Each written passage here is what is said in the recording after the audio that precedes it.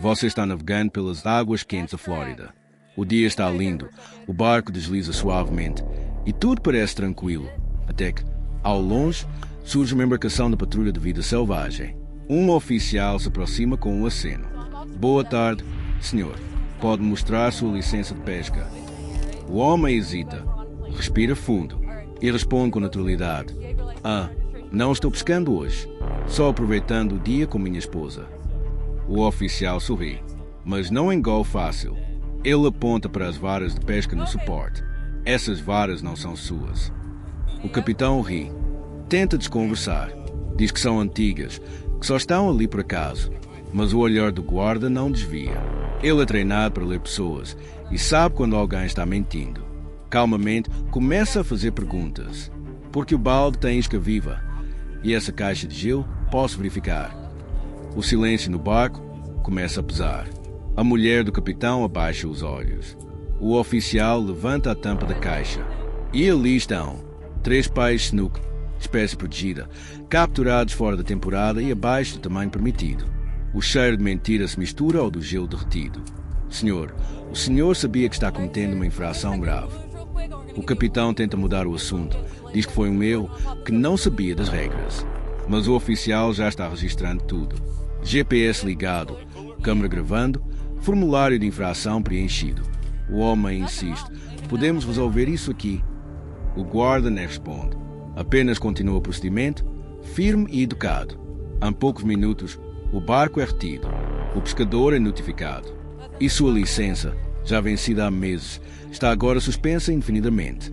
O que era para ser um dia de lazer virou uma aula amarga sobre o respeito à natureza e à lei. E tudo por tentar esconder a verdade.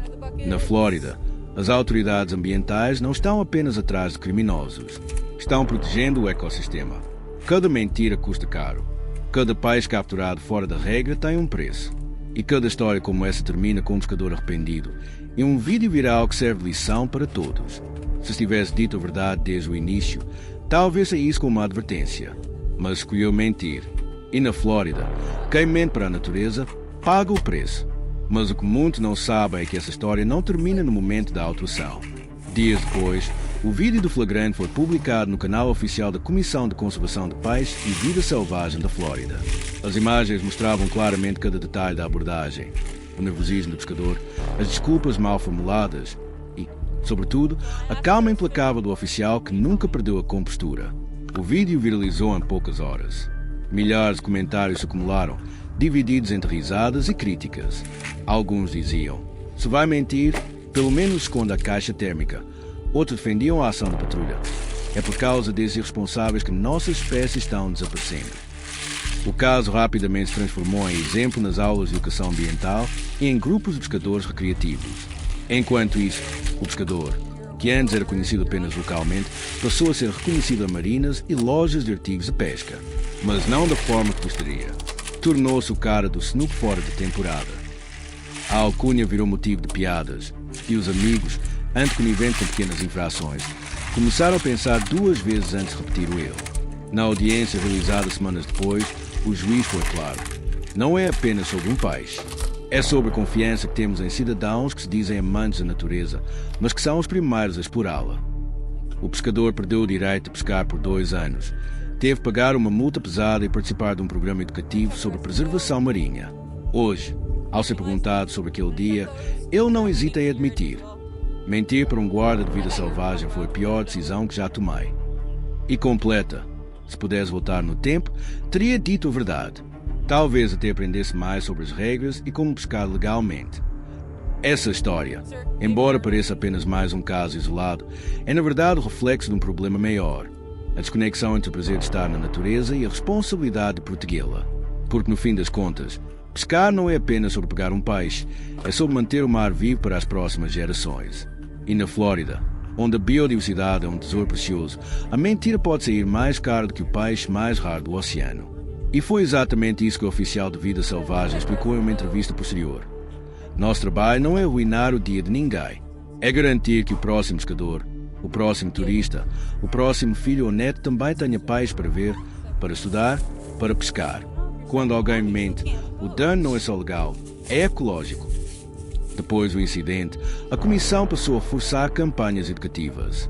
Outdoors foram colocados ao longo da costa com frases diretas como: mentir para um oficial é crime. Ou proteja hoje, pesca amanhã. Vídeos como o do nosso protagonista viraram material didático, exibidos em workshops, escolas de pesca e até palestras em universidades. Mas talvez o impacto mais profundo tenha sido silencioso. Pescadores locais começaram a se autorregular. Era comum, antes, ver alguém esconder um peixe fora de medida ou pegar mais do que permitido. Agora, havia olhos atentos por toda parte. O incidente acendeu uma consciência coletiva. E o pescador da história, depois de cumprir sua suspensão e voltar ao mar, ele mesmo se ofereceu para participar das campanhas de conscientização. A uma gravação recente, disse: "Seu, com anos de experiência, caí nessa armadilha de desrespeitar as regras. Qualquer um pode, mas também qualquer um pode mudar." Hoje, ele é uma espécie de símbolo de redenção, uma prova viva que errar é humano, mas respeitar a natureza é um dever. Seu barco agora leva um novo nome pintado a azul marinho: Segundo Chance. E assim, com o mar voltando ao seu silêncio habitual e os oficiais da vida selvagem seguindo com suas rondas rotineiras, ficou uma lição clara e indelével. Na Flórida, mentir para um agente ambiental não é apenas uma má ideia, é um risco sério, muitas vezes humilhante. O caso foi usado até mesmo em treinamento de novos oficiais como exemplo de como a calma, a paciência e o conhecimento da lei são armas mais eficazes de qualquer atitude agressiva. O agente responsável pelo flagrante, em entrevista para uma rádio local, comentou: "A maioria das pessoas não entende que não estamos atrás de criminosos violentos. Estamos tentando proteger algo que não tem voz, a natureza. Quando alguém mente, o que estão tentando esconder é, na verdade, algo que pode prejudicar todo o ecossistema. A verdade, nesse caso, literalmente salva vidas, marinhas e humanas." Depois de tudo, o vídeo viral foi retirado das redes por pedido do próprio pescador, agora mais consciente da repercussão. Mas ele autorizou que o conteúdo fosse usado em campanhas de preservação. Sua única condição? Que sua identidade permanecesse anônima. Hoje, nas escolas costeiras da Flórida, crianças assistem à recriação do episódio como parte de suas aulas sobre ética ambiental.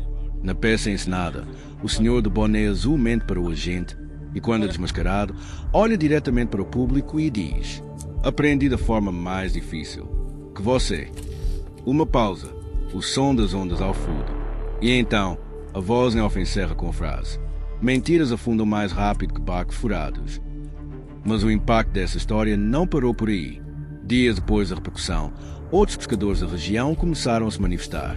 Alguns admitiram que também já haviam cometido pequenas infrações no passado, como exceder o limite permitido de pesca ou descartar lixo no mar, mas que nunca imaginaram que isso poderia gerar consequências tão sérias. Uma nova onda de fiscalização se instalou nos condados costeiros da Flórida. Agentes ambientais intensificaram suas visitas aos portos, praias e áreas protegidas. Mais placas foram colocadas ao longo da costa, explicando claramente os direitos e deveres de quem explora os recursos naturais da região. O pescador, agora reeducado e colaborando com os órgãos ambientais, aceitou participar anonimamente de uma série de vídeos educativos.